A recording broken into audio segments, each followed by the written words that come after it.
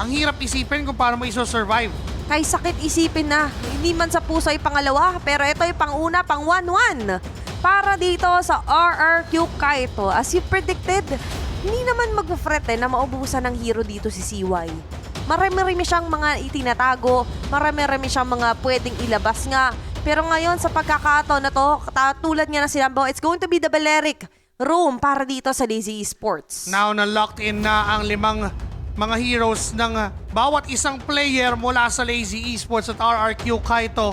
Ilang segundo na lang ay magsisimula na ang kauna-unahang laban ng kahuli-hulihang serye ng ika-4 na season ng MDL Philippines. This is Lazy Esports versus RRQ Kaito clashing para sa Grand Finals. It's going to be the finale. Pero of course, the opening para dito sa ating Grand Final. Sino nga ba magkakamit ng unang puntos? It's the race to 4 para dito sa Best of 7 series natin. Kaya kung handa na kayo, tara, samahan nyo kami sa pagpasok dito sa unang laban ng ating Grand Finals. Pero sa ngayon para sa Lazy Esports, hindi na malagaan tayo. Nandun na nga lang din ang Flicker. Kaso nga lang maaga-aga yata magkakaroon ng punish. Nandito ang counterplay galing kila Kelvin na makukuha ang pagong. Ngayon, ang RQ Kaito ay tila ba atras at makakalamang sa sitwasyon. Nag-alisan na. Diversion play though, saan sila pupunta? Sa may bandang baba pala ang kanilang gustong tirahin. Kaso si Kekedat doon na mapapunish. First blood going to CY. Gex Nova will be the trade-off here para sa mapapapunta sa isang lugar.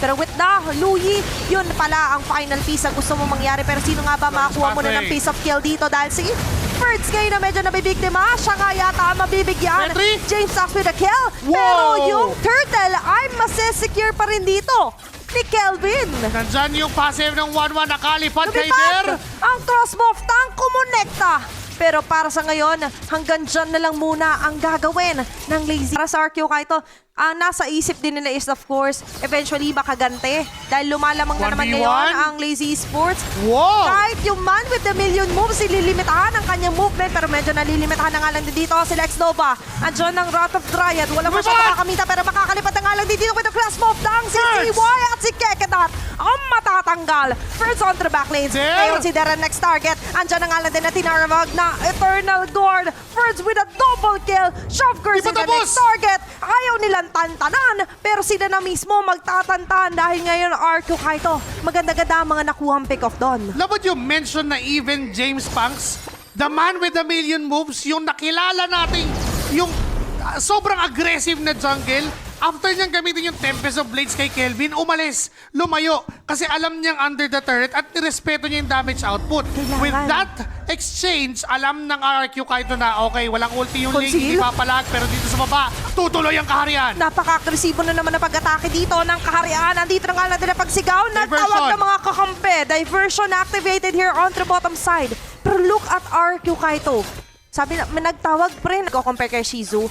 Pero yung kalamangan na yun, magre-reflect na nga lang din ba? Unstoppable Ando na nga force. lang din ang Unstoppable Kaya ba Force to?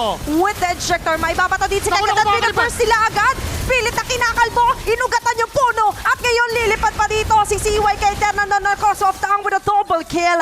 Habang si Ferds zinona doon si James Sachs. Pilit na pinapalayo mga miyembro dito ng Lazy Esports. Ngayon maagap ang buong kaharian. May isa na naman silang tina-target. Tempest of Blitz ginamit. Pero mukhang mag-engage on to a teamfight pa rin ng Lazy Kelvin! Esports. Hindi sila magtatantan. Sila naman ngayon na makakuha ng kill. Palitan ng mga patayan dito. dito. Pero doon sa pinakalikod, Oh my si Mingwin God! ang tina-target doon ni James Banks. Securing the triple kill.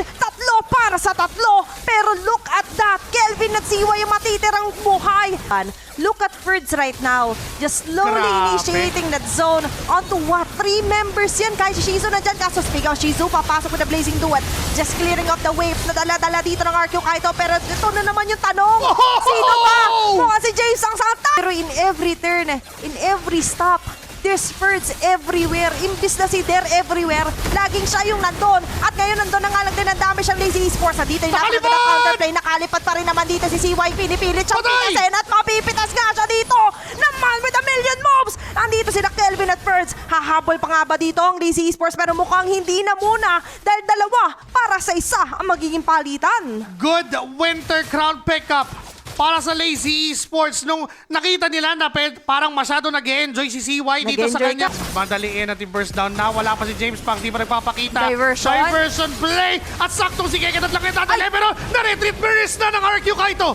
Ay, naku, ang ganda ng ginawa doon next Nova. Sabi niya, diyan ka pa na magda-diversion play. Ay, sige, papatalsikin ka namin. At habang silang lahat ay nagkakagulo, may palitang Ferds. At kaya na nangyayari. Pero si CY na naman na makakuha ng isang mayayari. At dito sa may bandang gilid, andun ang Unstoppable Force with ejector play. Chop skirt, mabubura na parang bula. At ngayon ang RQ Kaito kakatok. Dire-diretso lang ang tingin. Ayaw nilang lumiko. Ngayon sa kanilang pagtatakbo, magkakaroon ba ng panibagong pagbaba ng RQ Kaito? Andyan na naman ang flicker with Unstoppable Force ejector combination. Naglalito yung kay X-Nova. Pero doon sa pinakagilid ay nagkakagulo-gulo sila. Tinanggalan na ni James Pang to si CY. Yung damage medyo kakapusin. Pero yung damage ng Lazy Esports ay hindi kakapusin dahil matatanggal nila ang apat para dito sa RQ Kaito. 4-man down from RRQ Kaito and Lazy Esports will successfully defend. Pero meron pang engagement. Bigla na lang kinalabit si James Pangs. Shutdown kill mula kay Kelvin. Sabi niya, tara dito boy, may kukwento ko sa'yo. Kaso yung kwento na yun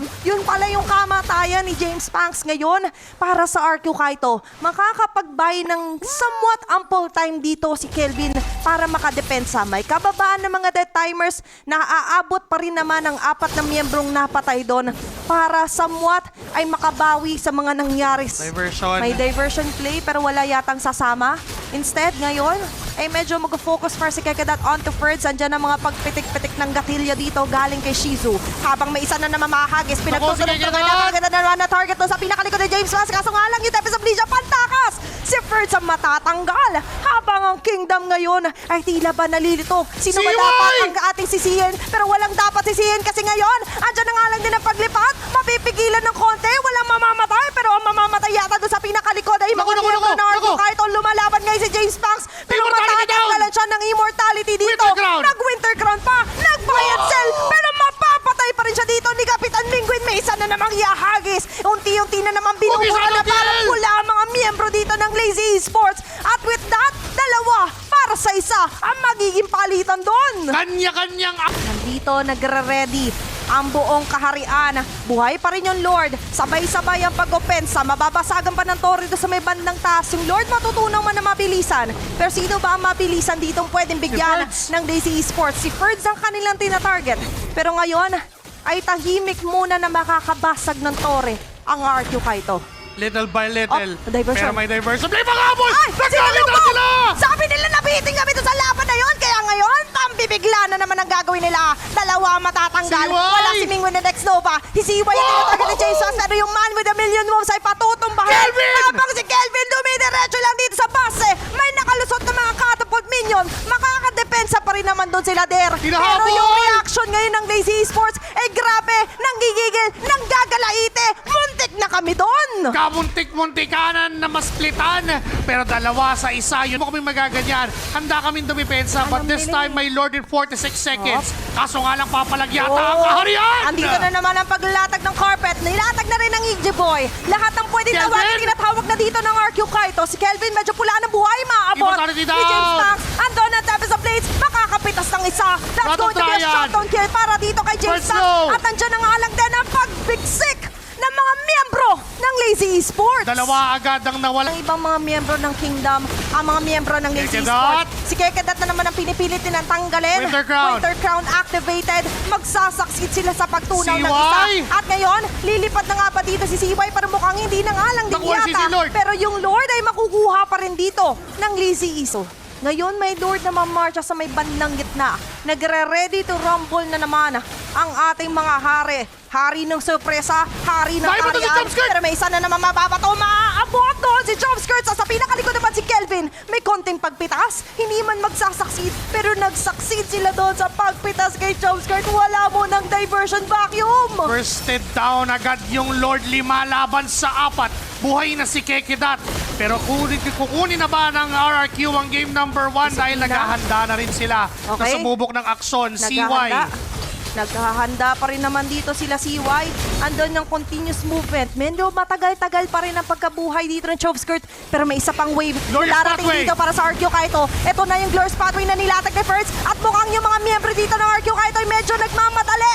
Kaya pa rin naman dumepensa dito ng Okay, AG sa Sports. Dukel. Kaso nga lang matatanggal doon si James Banks. Pati si Keked at papabagsakin. Der! At si Der lalaban para sa pangarap. Shizu! Pero mukhang gusto nang isarado ng RQ Kaito yung pangarap na yun dahil ngayon apat na mawawala. Si Shizu ang matitira para dumepensa. Kakayanin niya kaya ito Mga dahil minions! nandito na nga ang Just Korean. 1 second! Nasisigaw ng Viva